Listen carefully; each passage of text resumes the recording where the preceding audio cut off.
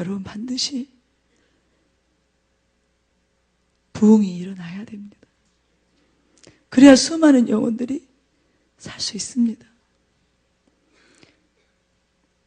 우리가 다들 강력한 중보자들이 되어야 됩니다. 이 시대를 위해서, 이 시대의 어둠 가운데 있는, 무지 가운데 있는 교회와 목회자들과 수많은 성도들과 또 세상에 있는 영혼들을 위해서 우리 모두가 주님의 심장을 가진 강력한 중보자들로 일어나야 됩니다. 일어나야 됩니다. 하늘에서 얼마나 중보자들을 위해서 중보자들이 일어나도록, 중보자들이 자신의 부르심을 성취하도록, 중보자들이 실패하지 않게 되기를 주님이 사용할 수 있는, 주님의 심장으로 완전히 이식시켜서 사용할 수 있는 그 중보자들이 일어나도록 천국의 성도들이 중보하고 있다는 사실을 여러분들 꼭 잊지 마시기 바랍니다. 제가 그때 느꼈던 것은 얼마나 주님이 영혼들을 사랑하시며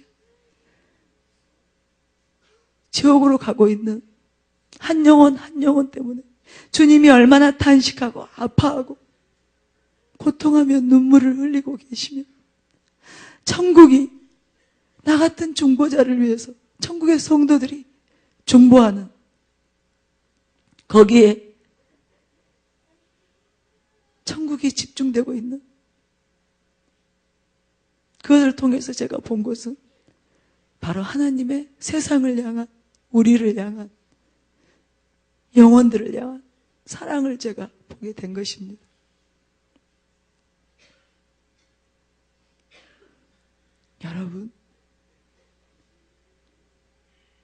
여러분이 반드시 주님과 하나가 되셔야 됩니다.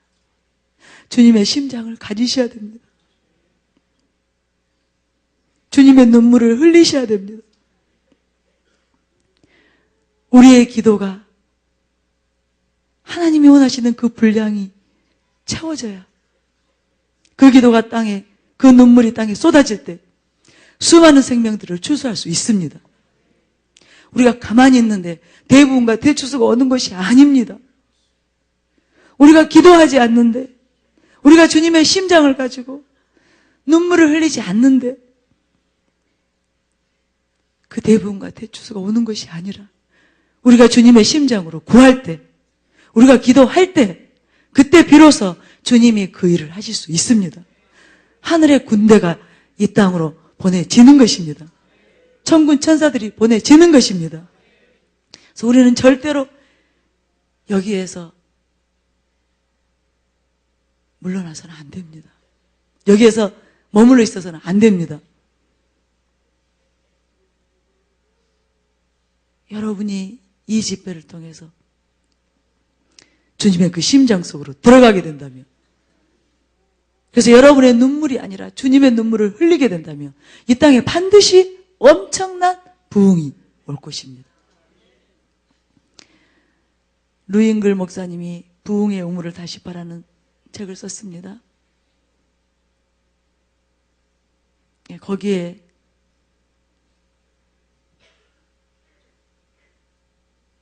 프랭크 바틀맨에 대한 이야기가 있습니다. 우리가 그것을 잊고 함께 기도로 나아가기를 원합니다. 1986년에 나는 이전에 읽어보았던 프랭크 바틀맨의 책 아주사 거리를 다시 읽어야 한다는 인도하심을 느꼈다. 바틀맨은 불타는 마음으로 부흥을 갈망하는 사람이었다. 1904년에 바틀맨은 개인들만이 아니라 도시 전체가 주님께 순복했던 웨일즈 부흥운동에 대한 말씀을 마이어스로부터 듣고 나서 똑같은 일이 LA에서도 일어나기를 갈망하게 되었다. 그때는 그의 3살 난 어린 딸 에스더가 죽은 직후였다. 비탄에 잠길 여유도 없이 바틀맨은 부흥을 보고자 생업을 포기하고 헌신했다. 이 기간 동안 그는 수백 가지의 소책자와 전도지를 만들어서 최선을 다해 널리 배포했다. 부흥에 대한 소원이 너무도 강하여 바틀맨은 오로지 기도하는 일과 성도들에게 부흥에 대한 믿음을 격려하는 일에 온전히 헌신되어 있었다. 그가 너무 열심히 금식하며 기도하는 것을 보고 그의 아내는 남편이 생명을 잃을까 봐 두려워한 적도 있었다. 이 상황에 대해 바틀맨은 이렇게 기록했다. 나의 건강은 나빠졌다. 그러나 나는 내 일이 안수되는 것을 볼 때까지는 죽지 않을 것을 믿는다. 어려운 곳에 가겠다고 자청하는 사람은 별로 없다. 그러나 내 사명은 다른 사람이 가려고 하지 않는 곳에 가는 것이다. 강한 사람을 필요로 하는 일을 위해서 하나님은 오직 하늘나라에만 소망을 두고 사는 사람을 쓰신다고 나는 믿는다. 나는 그분을 섬기는 일에 쓰임받는 것이 기쁘다. 나는 녹슬어 없어지기보다는 닳아서 없어지기를 원한다. 그리고 마귀를 위해 살찌기보다는 하나님을 위해서 굶는 편을 선택하겠다. 1906년 마침내 하늘의 수문이 열렸다. 바틀맨은 윌리엄 시무어가 인도하는 가운데 제2의 오순절이 임하는 것을 체험했던 보니브레이 거리의 작은 기도 모임에는 나중에 합류했다.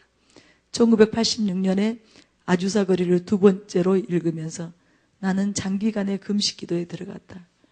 하나님이 주신 부흥에 대한 부담이 너무 강하게 내게 임해서 나는 울부짖기 시작했다. 나에게 프랭크 바틀맨의 두루마기를 주시옵소서. 1906년도에 사람들이 아주사 거리에서 보았던 그러한 부흥을 주시옵소서. 나도 이 사람처럼 기도하기 원합니다. 나는 밤늦은 시간까지 하나님께 부르짖었다. 내 존재의 모든 부분이 프랭크 바틀맨이 거의 1세기 전에 아주사 거리에서 열어놓았던 영적 유산을 갈구하고 있는 느낌이었다. 엘리야의 겉옷을 얻기까지 그를 떠나지 않았던 엘리사처럼 나도 이 오순절의 선구자들과 똑같은 영적 DNA를 물려받은 사람이라는 것을 느낄 수 있었다.